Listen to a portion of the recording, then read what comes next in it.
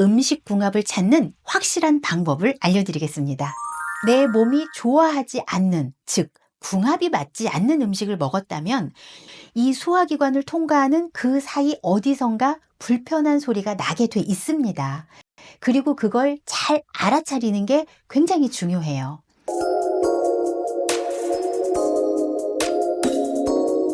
여러분 안녕하세요. 푸드닥터 심선아입니다.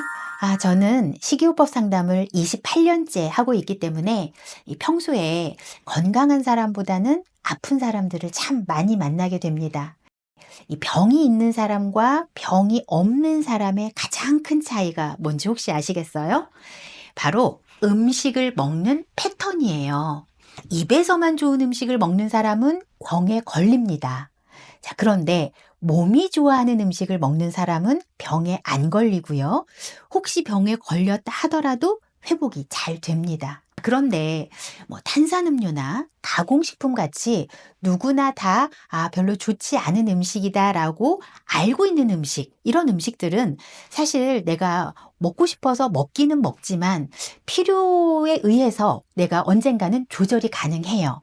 진짜 문제는요, 내가 나쁜 음식인지도 모르고 먹을 때, 심지어는 몸에 좋을 것으로 기대하고 먹고 있는 음식 중에서도 독이 되는 음식이 있을 수가 있다는 겁니다. 그리고 이 몸이 좋아하는 음식은 사람마다 다 같은 게 아니라 다 달라요. 그래서 이걸 음식 궁합이라고도 표현을 할 수 있을 것 같은데요. 자, 그래서 이번 영상에서는 내 몸에 맞는 음식 궁합을 찾는 확실한 방법을 알려드리겠습니다. 자, 음식과 몸의 궁합을 찾을 때에는 가장 먼저 그 음식을 먹고 난 후에 내 몸에서의 반응, 즉 몸의 소리로 확인을 할 수가 있습니다. 우리 몸의 반응은 다양하게 나타날 수가 있는데요. 크게 분류를 해보자면 첫 번째, 소화기의 반응과 그리고 기타 반응으로 구분을 해볼 수가 있습니다. 자, 먼저 소화기라고 하면 내가 섭취한 음식물이 지나가는 그런 통로잖아요. 자, 몸이 좋아하는 음식은 이 소화기관을 통과하는 동안에 그만큼 분해가 잘 되고 또 필요한 영양소들은 잘 흡수가 되고 또 남는 찌꺼기들은 잘 배출되는 과정을 거치기 때문에 이 소화기 어디에서도 특별히 불편한 소리가 나질 않습니다.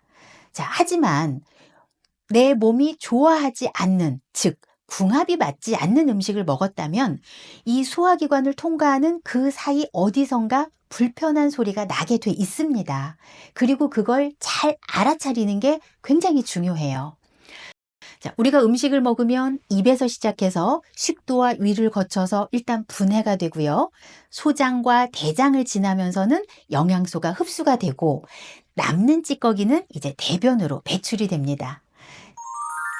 먼저 식도와 위에서 나타나는 불편한 신호는요, 생목 오르는 신호, 그 다음에 신물 넘어온다 또는 더부룩하다, 이런 신호로 주로 많이 나타납니다.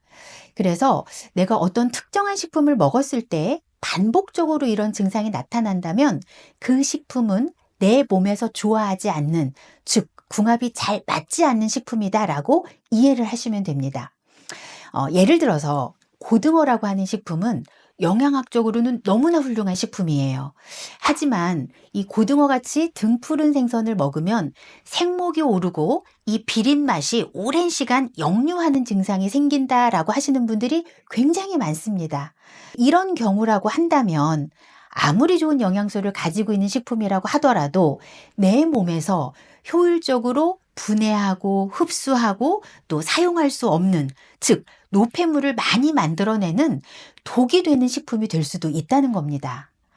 자, 그리고 이제 장에서 나타나는 증상은요, 주로 더부룩하고 가스가 많이 차는 증상 또는 대변 이상으로 많이 나타나게 돼요.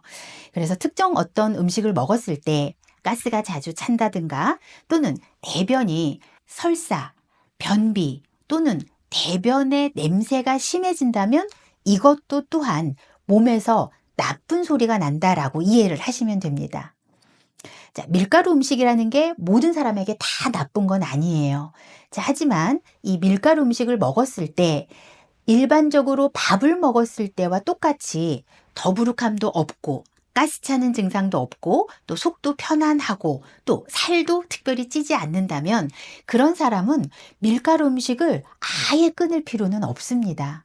자, 그런데 이 냉정하게 비교를 해보는 거예요. 그래서 밀가루 음식을 먹고 났을 때와 밥을 먹고 났을 때를 비교를 했을 때, 아, 밀가루 음식을 먹었더니 밥을 먹을 때보다 약간 더부룩함이 좀 더 생기고 또 오래 간다든지, 가스가 좀 더 찬다든지, 변을 무르게 본다든지 하는 이런 어떤 증상들이 나타난다면 그런 분은 밀가루 음식을 최대한 멀리 해야 합니다.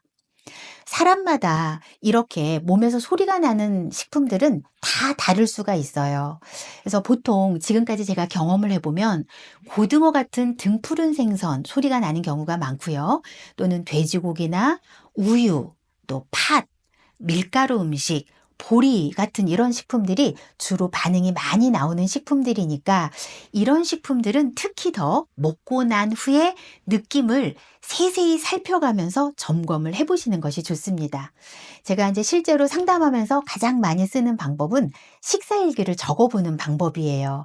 그래서 식사일기를 적어보면 내가 먹은 음식, 그 안에 들어가는 재료들, 그리고 그 음식을 먹고 났을 때 체중 변화, 그 다음에 컨디션 변화, 대변의 변화, 소화의 변화, 또 혈당의 변화, 이런 것들을 기록을 해보시면 내가 먹은 식품의 종류와 내 몸의 다양한 컨디션의 변화를 찾을 수가 있습니다.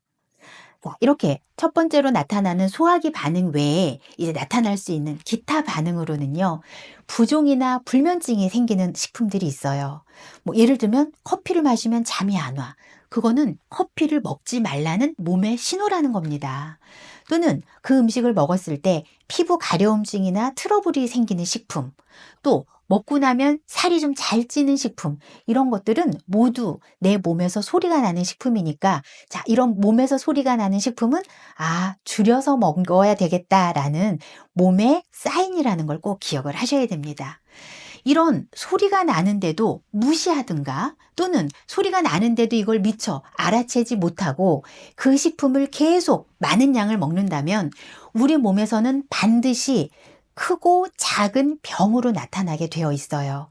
비만이 생길 수도 있고 당뇨나 고지혈증 또는 고혈압, 심지어는 암이 생길 수도 있습니다.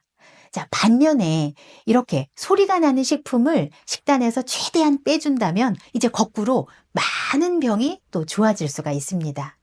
자, 그리고 이렇게 몸에서 소리가 나는 식품은 그냥 안 먹는 걸로 끝나는 것이 아니라 거기에 비슷한 식감 또는 비슷한 영양소를 가지고 있는 대체 식품을 찾으면 좋아요. 예를 들어서 고등어가 생목이 오른다 하는 사람은 이걸 연어로 바꾸어 먹게 되면 단백질이나 오메가3 지방 같은 것들을 대체해서 먹을 수가 있고요.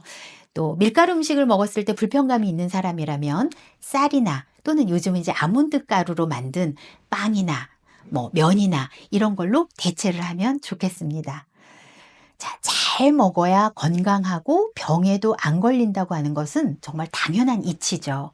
자, 그런데 진짜로 잘 먹는다고 하는 것은 몸에서 소리가 나는 음식을 얼마나 잘 선별을 해서 그것을 절제하느냐가 가장 중요하다는 점을 꼭 기억하시길 바랍니다.